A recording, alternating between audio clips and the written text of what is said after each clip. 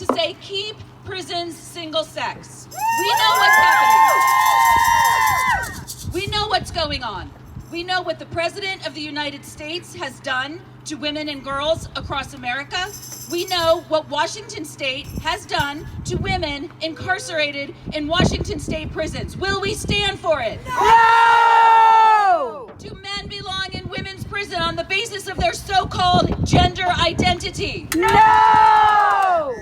This is happening all across the country. We know it is happening in California, where potentially hundreds of men could be housed in California women's prisons. It is happening in Washington State as a matter of administrative policy. It is unacceptable to ever house a single man in any women's facility. Is this your truck?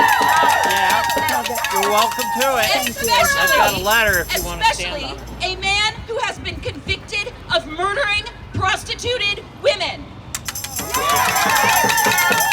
Especially a man who has been convicted of raping a 12-year-old girl.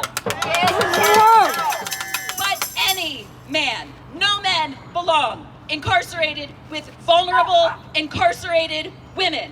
That's right! It is happening all across the country. To the best of our knowledge, 49 states, plus the District of Columbia, allow men to be housed in women's prisons on the basis of their so-called gender identity. What do we think about that? Fuck you!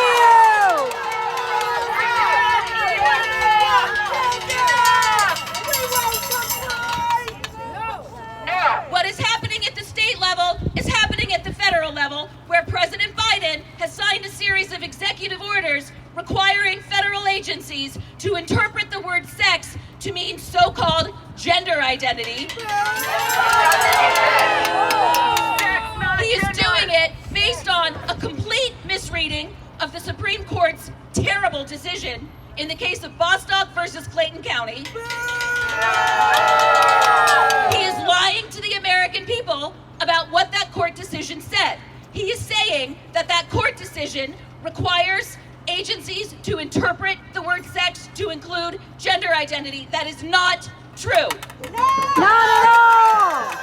Fight for that. We are here to say no to men in women's prisons in Washington State, in California, across the United States, and federally. Women say no. No!